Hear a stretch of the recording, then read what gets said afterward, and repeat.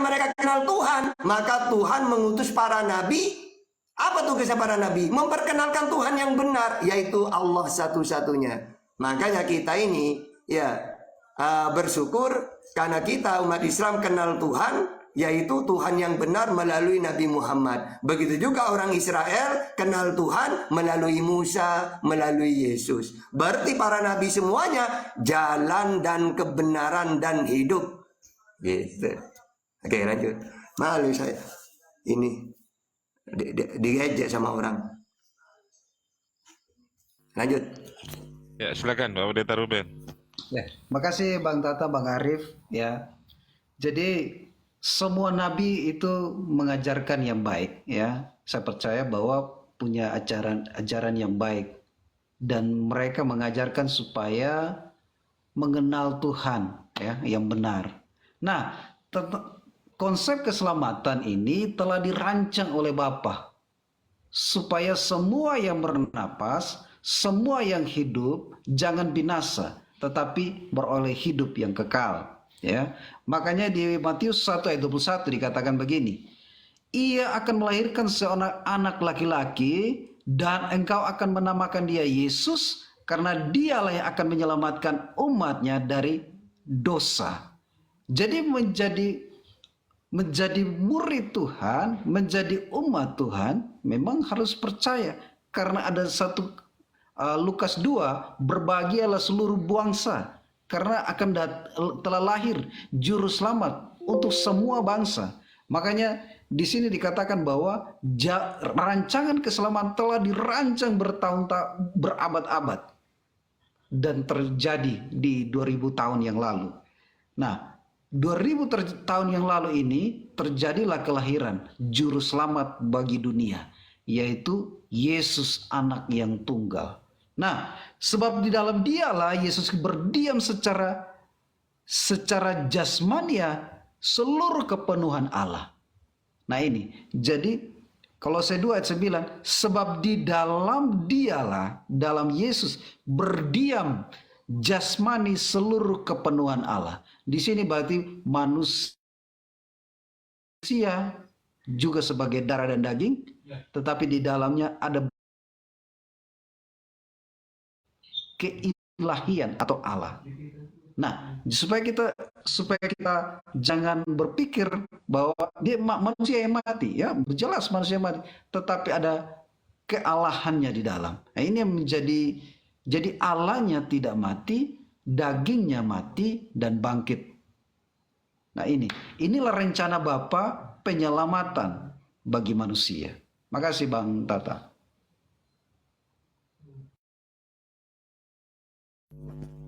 Iya, terima kasih Pak Pendeta Ruben. Jangan lupa teman-teman, sambil lalu di tetap layar dan di support kedua narasumber kita ini, baik teman-teman yang dari Kristen yang ada di bawah maupun teman-teman Islam dan yang ada di bawah. Silakan Ustaz Tata. Kemiyot Ustaz Tata. Oke. Jadi kalau Bapak Pendeta menceritakan tentang kelahiran Yesus, terus diberitakan sebagai penyelamat, ya gak masalah. Memang benar, saya meyakini itu. Kenapa? Karena memang kan tadi saya sudah menjelaskan di dalam Yesaya 19:20, ketika Tuhan ingin menyelamatkan manusia, maka dia mengutus seorang juru selamat, dan seorang yang juru selamat ini udah diberitakan semenjak lahir. Nah, coba di sini di dalam Musa juga penyelamat. Coba baca KPR 7 ayat 35. Musa penyelamat. Karena memang dalam Yohanes 19:20 tadi sudah aku jelaskan bahwa ketika Tuhan ingin menyelamatkan, maka dia mengutus juru selamat karena samawi. Kecuali Bapak Pendeta pakai ajaran di pagannya. Ketika dewa ingin menyelamatkan manusia, dewa sendiri yang turun. Tapi kalau ajaran samawi tidak. Tuhan mengutus seorang juru selamat seperti Musa, Daud, Nabi Muhammad. Nah, coba di zamannya Musa kacau Israel itu, ditindas. Maka Tuhan mengutus juru selamat Musa. Bukan Tuhan sendiri yang turun. Di zamannya Daud mereka ditindas lagi. Tuhan mengutus juru selamat, yaitu Daud. Akhirnya Daud Hari-harinya kerjanya perang melulu. Begitu juga di zamannya Yesus, kacau mereka.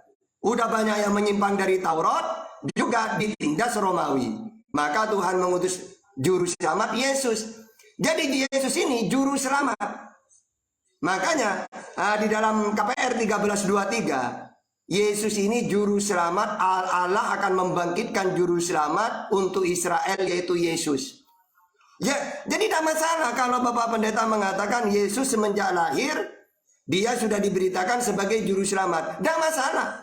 Begitu juga di Arab. Di Arab itu sebelum Nabi Muhammad diutus, jahiliyah. Jahiliyah itu apa? Bahkan mereka kalau mempunyai anak perempuan dikubur hidup-hidup.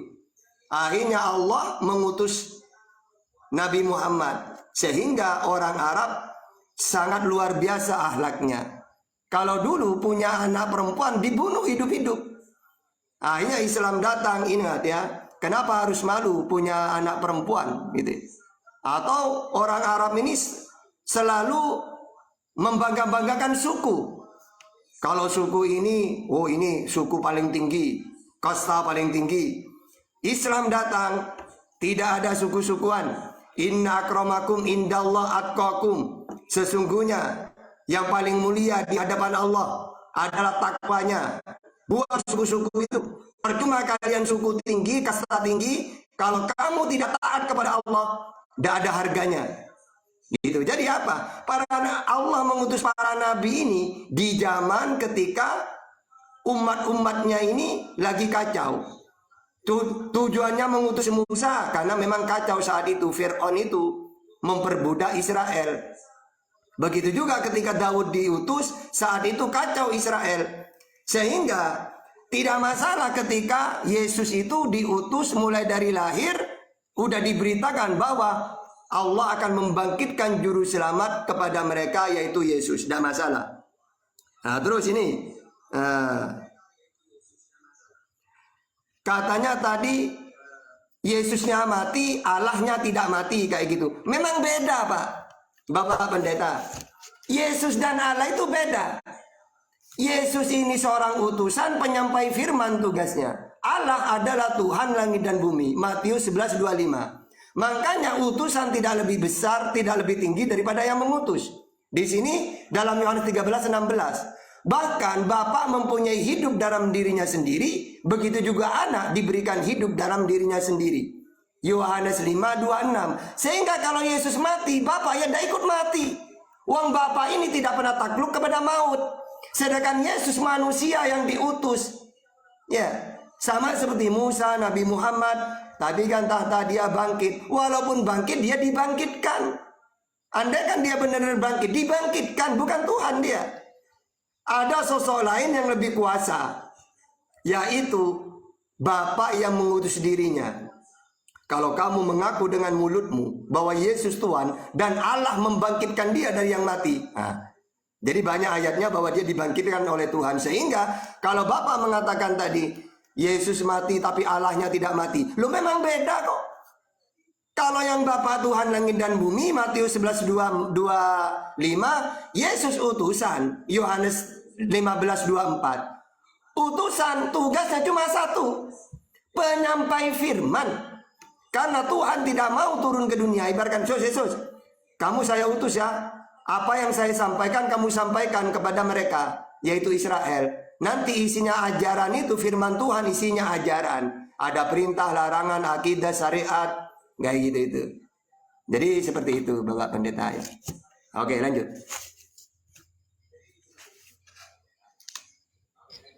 Ya, makasih Bang Tata. Jadi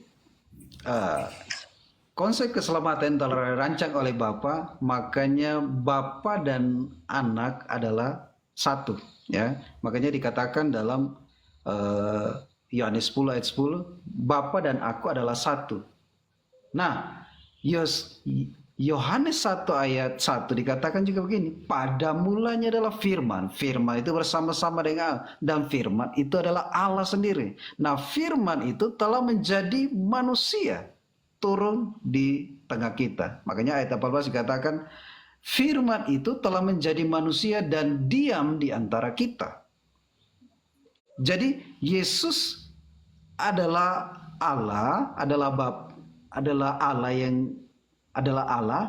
Dia turun ke dunia menjadi manusia bersama dengan tinggal di antara kita.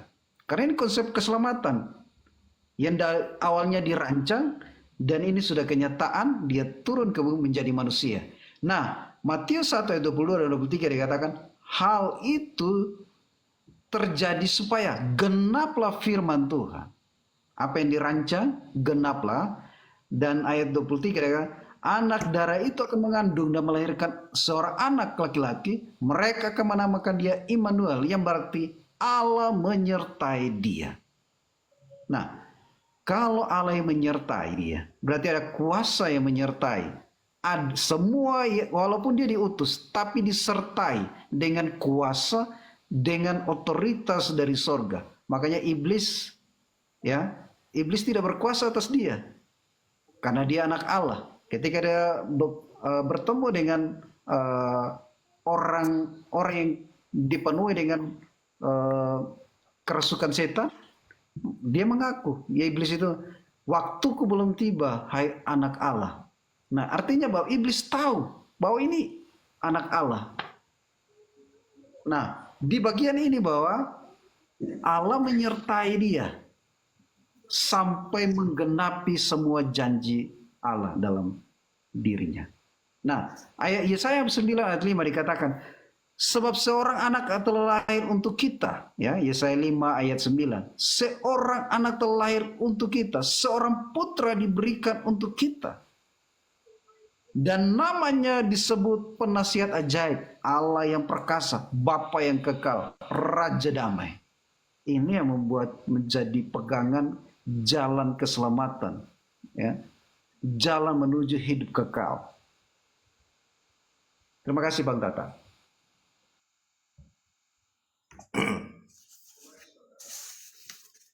Oke, jadi Yesus keselamatan, bahkan Tuhan, karena aku dan Bapak satu. Kalau saya baca ayatnya yang lain, Yesus disebut satu dengan Bapa karena dia menerima firman. Nah, Bapak Pendeta, awalnya dia itu bukan siapa-siapa, tidak satu dengan Bapa dia. Lalu ketika dia menerima firman di dalam Yohanes 12:50, maka aku dan Bapa satu. Lalu setelah firman itu disampaikan kepada mereka, mereka menerima dalam Yohanes 17:8, sebab segala firman yang kau sampaikan kepadaku telah kusampaikan kepada mereka. Mereka juga satu. Berarti aku, Bapa, mereka satu. Tiga-tiganya ini. Bapa, Yesus, mereka. Ini datanya. Yohanes 17:21 sampai 23. Supaya mereka semua menjadi satu sama seperti engkau, ya Bapa, di dalam aku dan aku di dalam engkau, agar mereka juga di dalam kita, supaya dunia percaya bahwa engkau yang telah mengutus aku. Dan aku tahu, dan aku telah memberikan kepada mereka kemuliaan yang engkau berikan kepadaku, supaya mereka menjadi satu sama seperti kita adalah satu. Aku di dalam mereka dan engkau di dalam aku, supaya mereka sempurna menjadi satu, agar dunia tahu bahwa engkau yang telah mengutus aku, dan bahwa engkau mengasihi mereka sama seperti engkau mengasihi aku.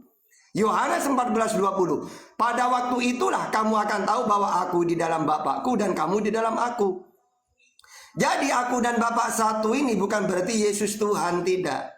Dia satu dengan Bapa karena dia menerima firman. Ketika firman disampaikan kepada mereka, mereka menerima, mereka juga satu. Gitu konsepnya itu. Terus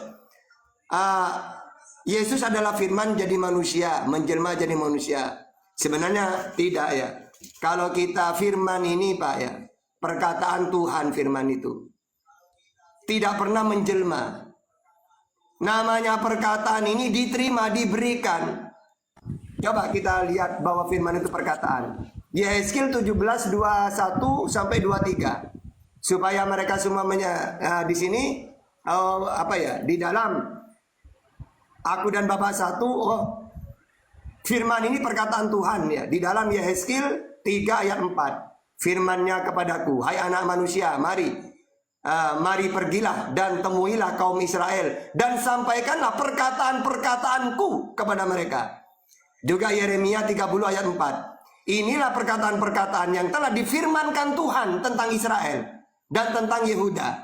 Begitu juga di dalam Keluaran 34:28. Dan Musa ada di sana bersama-sama dengan Tuhan 40 hari 40 malam lamanya. Tidak makan roti dan tidak minum air. Dan ia memuliakan pada Allah itu segala perkataan perjanjian ke-10 firman Tuhan. Jadi firman itu, Pak, tidak pernah menjelma menjadi siapapun, tidak. Firman itu diberikan. Jadi gini ya, firman itu tidak pernah menjelma. Firman itu diberikan kepada para nabi. Makanya kata Yesus, apa yang aku sampaikan sebagaimana yang difirmankan oleh Allah kepadaku. Jadi Yesus bukan firman jadi manusia, bukan. Manusia yang menerima firman. Bahkan Yesus mendengar firman itu. Ya. Jadi tidak pernah menjelma firman itu, diperdengarkan. Mana datanya Yesus mendengar firman? Ini baca Yohanes 15:15. Karena aku telah memberikan kepada kamu segala sesuatu yang telah kudengar dari Bapa. Juga di dalam Yohanes 8:40, aku seorang yang mengatakan kebenaran kepadamu, yaitu kebenaran yang kudengar dari Allah. Nah, jadi yang benar itu, Pak, firman itu perkataan Tuhan tidak pernah menjelma, tapi diberikan. Makanya kata Yesus, sebab segala firman yang kau sampaikan kepadaku, aku dengar. Lalu aku sampaikan apa yang aku dengar kepada umatku Israel. Sama seperti Nabi Muhammad itu loh.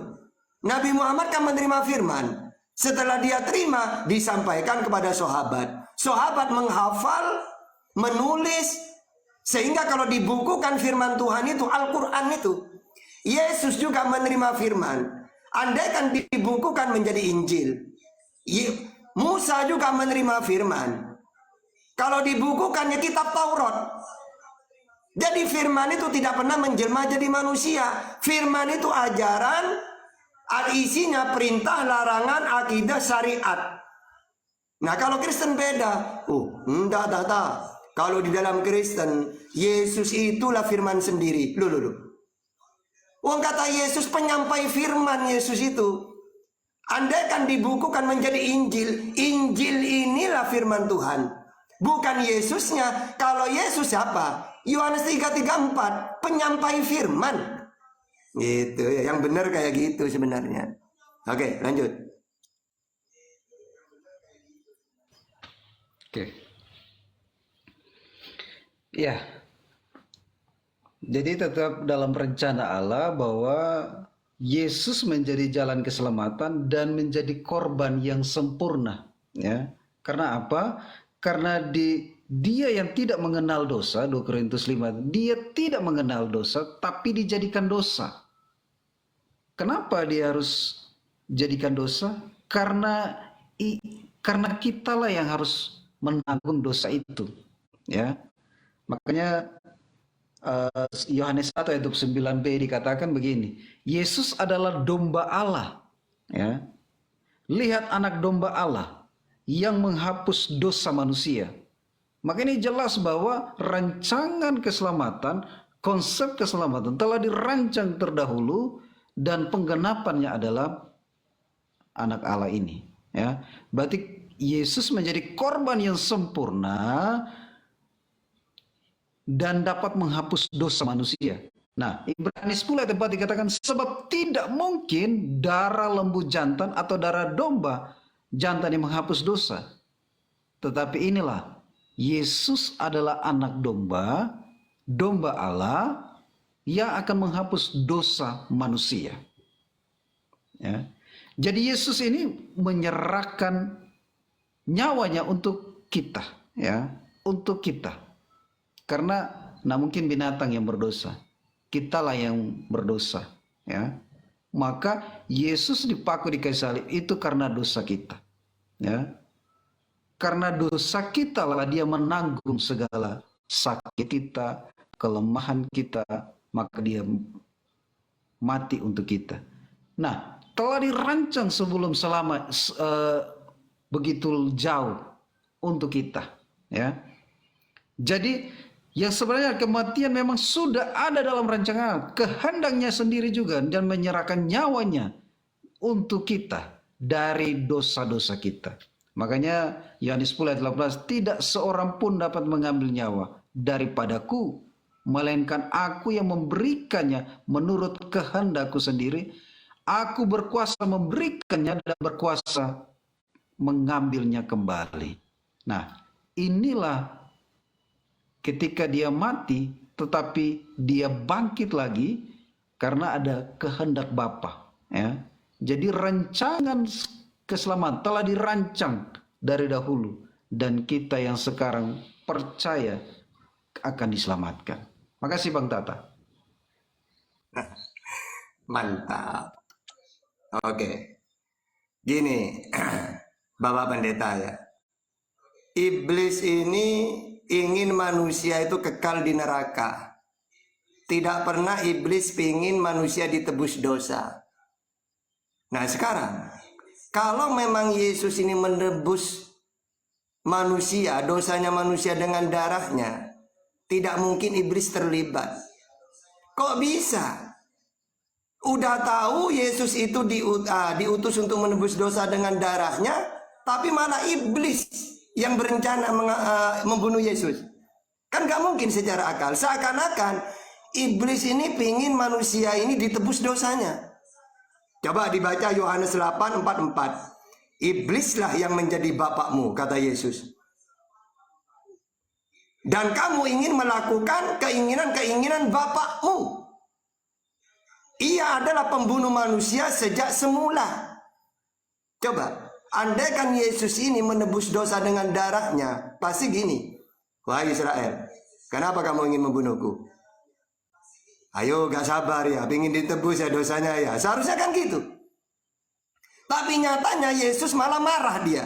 Kenapa kalian ingin membunuhku? Iblislah bapakmu. Kalian ingin melakukan keinginan-keinginan bapakmu. Karena iblislah pembunuh sejak semula. Nah terus bagaimana caranya iblis ingin membunuh Yesus? Yohanes 13 ayat 2. Mereka sedang makan bersama dan iblis membisikkan rencana dalam hati Yudas. Ya coba, ini rencana iblis ini. Tidak mungkin kan untuk menebus dosa darahnya Yesus. Ya. Terus katanya Yesus menyerahkan dirinya untuk menebus dosa. Kita lihat bahwasanya Yesus ini justru menghindar dia, pergi dia. Ketika mau dibunuh, iblis melibatkan Yudas. Yesus tahu, wah licik iblis ini. Pasti dia akan melibatkan murid-muridku ini. Wah sembunyi aja saya. Yohanes 18:1-3. Setelah Yesus mengatakan semuanya itu, keluarlah ia dari situ bersama-sama dengan murid-muridnya. Ya, jadi pergi menghindar dia. Begitu juga dalam Lukas 13:33. Tetapi hari ini dan besok dan lusa aku harus meneruskan perjalananku, sebab tidaklah semestinya seorang nabi dibunuh kalau tidak di Yerusalem. Dia sadar kalau dirinya seorang nabi, yang mana ketika nabi diutus kepada Israel, mereka tolak, pasti mereka bunuh. Yesus sadar itu, makanya dia melarikan diri. Ya. Kata Yesus dalam Markus 6 ayat 4, beginilah seorang nabi, diterima di mana-mana kecuali tempat tinggal. Ayat 4. Beginilah. Tunggu dulu, Tamiur dulu.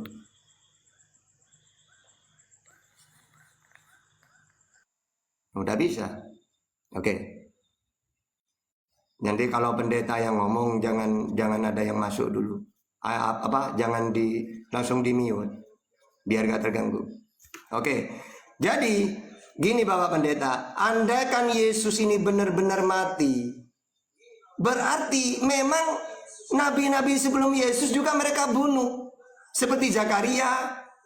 Makanya kata Yesus, beginilah seorang nabi diterima di mana-mana kecuali tempat tinggalnya. Dan aku harus pergi, karena tidak semestinya seorang nabi dibunuh kalau tidak di Yerusalem. Jadi Yesus tidak pernah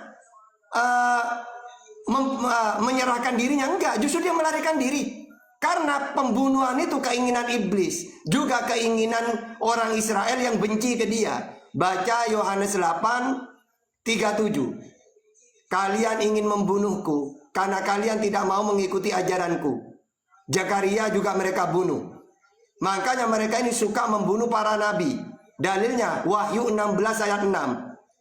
Lalu tata, kalau memang Yesus tidak menebus dosa dengan darahnya, dengan apa Yesus menebus dosa? Sama seperti nabi-nabi yang lain.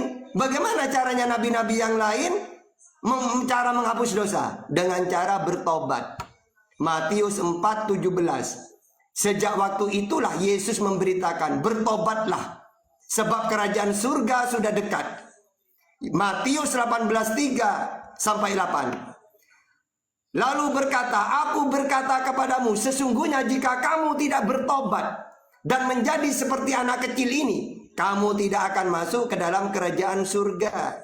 Bagaimana caranya tobat? Istighfar, minta ampun. Lukas 11 ayat 4. Dan ampunilah kami akan dosa kami, sebab kami pun mengampuni setiap orang yang bersalah kepada kami. Kenapa ajaran samawi menebus dosa ini dengan bertobat? Karena Tuhan ingin membuktikan bahwa dirinya maha pemaaf. Bersihkanlah dirimu dengan istighfar, dengan minta ampun, dengan bertobat. Karena aku Tuhan maha pemaaf. Mana datanya? Di dalam 1 Yohanes 1 ayat 9. Jika kita mengaku dosa kita, maka Allah adalah setia dan adil, sehingga ia akan mengampuni segala dosa kita dan menyucikan kita dari segala kejahatan, kesalahan. Jadi tidak pernah. Ingat ya, kalau kamu ingin ditebus dosanya, tenang manusia. Saya Tuhan akan turun ke dunia. Nanti kamu sembelih aku ya. Dengan darahku kalian ditebus. Gak ada. Tapi Tuhan mengatakan, saya ini maha pemaaf. Kalau kamu melakukan dosa, bertobatlah kepadaku. Niscaya aku akan membersihkan dosa-dosamu. Tidak ada. Ingat ya, kalian dosa, nanti tenang, sembelih aku. Aku akan menjelma jadi manusia, lalu kamu potong saya. Dengan darah saya akan ditebus dosa manusia. Gak ada. Itu ajaran pagan kayak gitu itu ya. Tumbal namanya. Gitu Bapak Pendeta. Tapi saya ini bukan keras ini ya. Suara saya memang gitu. Ya, jangan takut. Nanti pendeta kok galak tata gitu. Ada Ustaz Alif, Ustaz Tata. Bagaimana? Assalamualaikum Ustaz Alif. Assalamualaikum. Habis ini kalau bisa biar tidak Waalaikumsalam warahmatullahi. biar tidak bosan berdialog dengan Ustadz Alif. Ini juga kami satu organisasi, beliau ketua, biar enak nanti. Kalau dengan saya melulu, bosan nanti Pak Pendeta. Lanjut aja, selesaikan Ustaz. Lanjut aja. Nanti bisa tiktokan dengan Ustaz Alif. Oke lanjut. Pak Pendeta. Tapi izin dong sebelum ke Ustaz Alif. Oh iya, Setengah menit bisa nggak? Setengah menit doang bertanya. Silakan Bang Andi. Silakan. Tadi mengenai hanya Yesus itu juru selamat. Terus tadi Yesaya 43 aku Tuhan. Ya ada dua nih. Pak Pendeta, kalau hanya Yesus yang juru selamat, gimana nasibnya Nabi sebelum datang Yesus? Nggak ada yang nyelamatin dia dong. Kaumnya Musa, Daud dan seterusnya. Siapa yang nyelamatin dia kalau hanya Yesus? Silakan.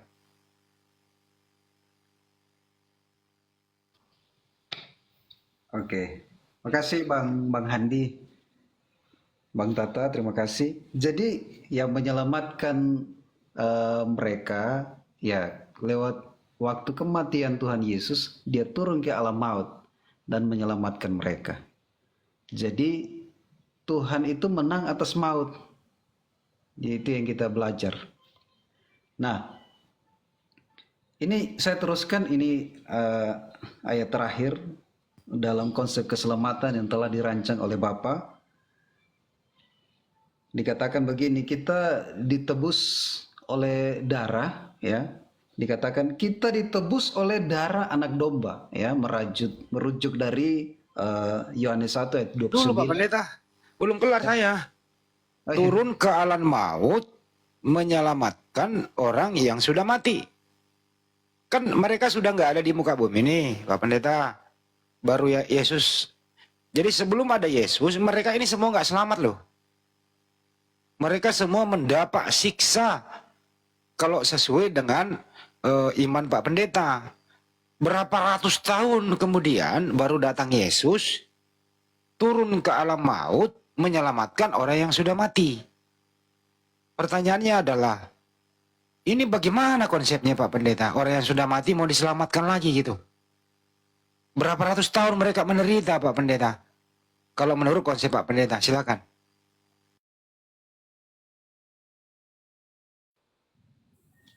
Oke, baik. Jadi mereka yang mati itu menurut yang saya belajar dan saya tahu bahwa mereka tidak langsung dihakimi, tetapi mereka ada di satu tempat yang akan dihakimi satu kali ketika dia datang kedua kali. Nah, jadi disitulah Tuhan masuk ke dalam alam maut, membebaskan mereka yang terikat. Jadi ini penebusan dosa satu kali untuk selamanya dan satu kali untuk semua yang pernah hidup. Ya, itu yang saya tahu. Gitu Bang Handi. Menurut Pak Pendeta, mereka yang beratus-ratus tahun meninggal ini, termasuk Adam, Nuh, semuanya gitu, beratus tahun meninggal, disimpan di suatu tempat, menunggu Yesus turun ke bawah, menyelamatkan dari ikatan. Begitu ya. Ada datanya nggak sih Pak Pendeta, kok gaya-gaya kayak gini, ada bisa memberikan data dikit gitu? Silakan. Oke. Ini data nanti satu kali karena ini kan kita masih pakai konsep belajar dulu bagian jalan keselamatan. Konsep Oke, lanjut. Makasih Pak Pendeta. Selesai saya. Lanjut. Ya. Terima kasih Bang Handi, Bang Tata. Jadi kita ditebus oleh darah anak domba karena merujuk dari Yohanes 1:29 bahwa lihatlah anak domba Allah yang menghapus dosa dunia. Dan bagaimana dosa ini dapat ditebus? Kita tidak ditebus dengan barang yang fana, ya. Bukan dengan emas dan perak. 1 Petrus 1 ayat 18 dan 19. Kita ditebus bukan dengan barang yang fana, dengan emas dan perak, melainkan dengan darah yang mahal, ya. Jadi yaitu darah Kristus yang sama seperti darah anak domba yang tak bernoda dan tak bercacat. Inilah yang dapat menebus kita. Nah, konsep keselamatan ini yang merujuk kepada penggenapan, yaitu anak. Ya, kalau semua ayat merujuk ke ini, berarti saya pribadi harus percaya karena ini konsep keselamatan. Jadi kita ditebus bukan karena perbuatan baik kita, tetapi karena kasih Tuhan, ya. Sebelum kita mengenal Tuhan, Dia telah lebih dulu mengasihi kita. Sebelum kita ada, Dia telah membentuk kita sebelum dunia dijadikan. Jadi telah ada dalam rancangan Allah, telah ada dalam pikiran Allah setiap kita. Jadi kita ini telah ditebus dengan darah yang mahal, yaitu darah Kristus yang sama seperti darah anak domba yang tak bercacat dan tak ternoda. Jadi tidak ada korban persembahan lain yang dapat menghapuskan dosa. Ya, kalau zaman Taurat memang ada darah binatang, ada lembu, sapi, bahkan merpati. Tetapi ketika darah anak domba ini mati, inilah yang membuat kita dapat masuk kepada hidup kekal. Makanya dikatakan di mana aku berada, di situ pun kamu berada. Inilah janji Tuhan. Kalau kita percayakan janji Tuhan ini, maka kita akan selamat. Inilah janji Tuhan. Terima kasih Bang Tata. Oke. Oke. Jadi gini Bapak Pendeta ya. Sifat-sifatnya Tuhan itu tidak akan berubah. Yaitu sifat Maha Pemaaf. Makanya untuk membuktikan Dia Maha Pemaaf, maka setiap manusia yang berdosa harus minta ampun. Ampunnya dosa kami, bertobatlah. Nah, andaikan dengan darah, Tuhan juga tidak akan merubah ketetapan. Apa ketetapan itu? Membunuh manusia ini dosa besar. Makanya andaikan Tuhan ini menebus dosa dengan darah, Dia memilih sesuatu yang halal. Contohnya domba. Domba tidak apa-apa disembelih. Maka andaikan Tuhan butuh korban darah, ya darah binatang yang halal. Di Islam juga korban itu binatang yang halal. Tapi kalau ajaran pagan, dewa-dewa, segala sesuatu ditebus dengan darah tumbal. oh ini matahari ini tidak terbit, gelap, dewa lagi butuh tumbal, maka mereka mau tidak mau ada manusia yang harus ditumpahkan darahnya. Atau ada orang dulu, orang-orang yang kuno-kuno itu pingin kaya, anaknya yang jadikan tumbal supaya kaya mendadak. Apa tumbalnya? Manusia. Atau dulu pernah, apakah mitos atau enggak saya nggak tahu, tapi masuk akal, ada pabrik besar rusak, minta tumbal. Maka mau tidak mau yang punya pabrik minta apa? Menculik anak kecil gitu kan, dulu ada kan kisah-kisah gitu itu, untuk dijadikan tumbal. Jadi Bapak Pendeta harus bisa membedakan antara kurban dan tumbal. Kalau korban, darah binatang. Kalau korban, darah, kalau tumbal, darah manusia. Ini ajaran bukan samawi. Sehingga tidak mungkin Tuhan mengajarkan tumbal. Makanya Yesus mati itu, kalau dalam versi Kristen, rencana iblis. Berarti ketika Kristen mengatakan menebus dosa dengan darah manusia, ya cocok dengan yang menginginkan Yesus mati siapa? Bukan Tuhan. Tuhan melarang membunuh manusia. Apa kata Yesus? Iblislah bapakmu, karena kalian ingin melakukan kemauan iblis. Dialah pembunuh sejak semula. Gitu. Jadi secara logika saja udah ada nyambung. Karena dari zaman dulu sampai sekarang Israel dan Islam kurban binatang. Sedangkan ajaran pagan tumbal manusia. Bukan dari Tuhan manusia ini. Membunuh manusia bukan dari Tuhan. Karena dari Tuhan wajib melindungi manusia, tidak boleh dibunuh. Tapi kalau ajaran tumbal, mereka menumbalkan darah manusia, ini bukan samawi. Kalau samawi ini binatang, cara menebus dosa, taubat kata Yesus. Bertobatlah. Kalau kamu tidak bertobat dan menjadi seperti anak kecil ini, kamu tidak akan masuk kerajaan surga gitu. Jadi harus tahu asal usulnya, sehingga tidak gampang langsung kita percaya gitu. Gitu Bapak Pendeta. Oke, lanjutkan. Ya, terima kasih Bang Tata. Jadi konsep keselamatan telah dirancang oleh Bapa, ya. Makanya karena Roma 5 ayat 9 dikatakan begini, karena kita sekarang telah dibenarkan, karena lewat oleh darahnya kita pasti akan diselamatkan dari murka Allah. Karena darah ini tidak bisa harus menghapus dosa, menyucikan dari dosa, membebaskan kita dari maut. Darah ini, maka ada murka Allah kalau dosa ini belum terhapus. Maka telah dirancang oleh Bapa murka, tetapi karena Yesus taat sampai mati, ya.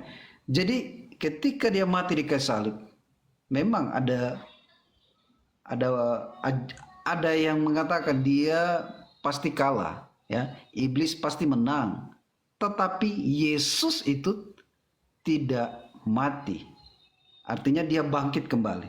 Nah, Tuhan Yesus ingat bahwa ketika penjahat saja yang di samping, katakan, ya ada satu yang menghujat, ada satu yang mengaku. Bila engkau datang sebagai raja, ingatlah akan aku. Tetapi ada yang menghujat. Sama-sama di kayu salib, ada juga menghujat. Makanya ini dikatakan bahwa semua penggenapan, semua dalam rancangan Allah. Semua. Jadi kita dibenarkan karena ada darah. Oleh darahnya kita dibenarkan. Berarti kita telah dihapus dosa kita. Ya. Nah, jadi Roma 5 ayat 8 dikatakan Kristus telah mati untuk kita. Ketika kita masih berdosa. Kita belum mengerti, belum tahu dosa, sudah tinggal dalam dosa, kita belum mengerti Tuhan, kita sudah berdosa. Maka kematian Kristus ini, rancangan keselamatan ini, Kristus telah mati untuk kita, maka kita diselamatkan, ya. Jadi rancangan keselamatan telah dirancang supaya semua yang percaya kepadanya tidak binasa, melainkan beroleh hidup kekal.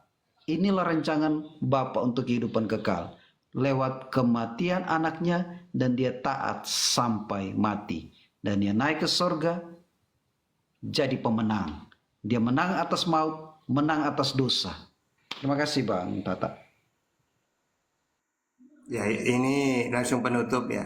Nanti kalau Bapak Pendeta punya waktu lagi setelah ini, apakah nanti Ustadz Alif, karena Ustadz Alif itu orangnya lembut, cocok dengan Bapak Pendeta. Coba habis ini sedikit aja.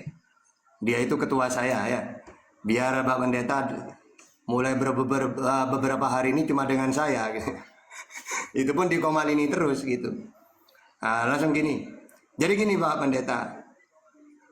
Ada yang beberapa hal yang orang Kristen tidak diketahui. Bahwa Israel ini suka membunuh para nabi. Setiap nabi yang diutus, ditolak, pasti mereka bunuh. Saya ceritakan tentang Rasulullah, Nabi Muhammad. Nabi Muhammad ini diutus untuk mengajarkan tauhid.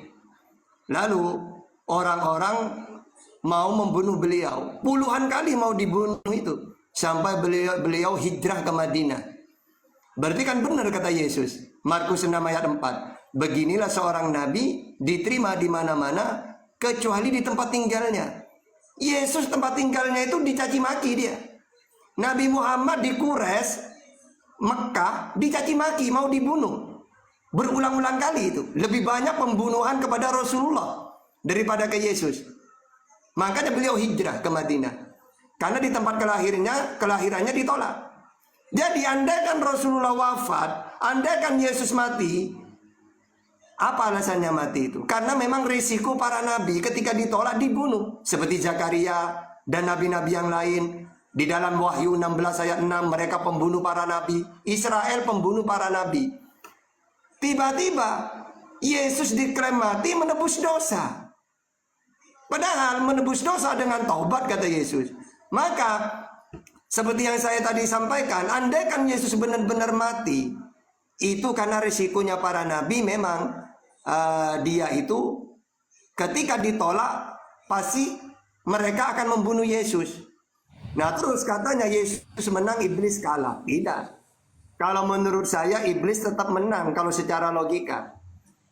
Karena gini ya, kenapa iblis ingin membunuh Yesus? Iblis ini pingin manusia ini sesat. Sedangkan Allah mengutus Yesus, Nabi Muhammad, Musa, supaya manusia di surga. Dengan cara memperkenalkan Tuhan Esa. Iblis kepanasan, singkirkan aja Yesus ini. Tiba-tiba Yesus mati misalnya ya, secara Bible ini. Nah, iblis menang. Walaupun dia bangkit, kenapa melarikan diri? Kenapa tidak berdakwah terus? Hidup seharusnya dia berdakwah. Sehingga benar-benar dia menang menyampaikan ajaran Tuhan. Kalau dia mati, hidup lagi, lari ke langit, iblis tetap menang itu. Karena iblis ingin manusia sesat. Dengan Yesus melarikan diri, bangkit melarikan diri, iblis berkuasa lagi di dunia ini, menyesatkan manusia. Jadi kalau secara akal, walaupun Yesus itu mati, bangkit, dikatakan menang karena bangkit, menurut iblis tetap kalah. Karena iblis tetap berkuasa. Dengan Yesus melarikan diri, terangkat ke surga, akhirnya kan iblis kan berkuasa.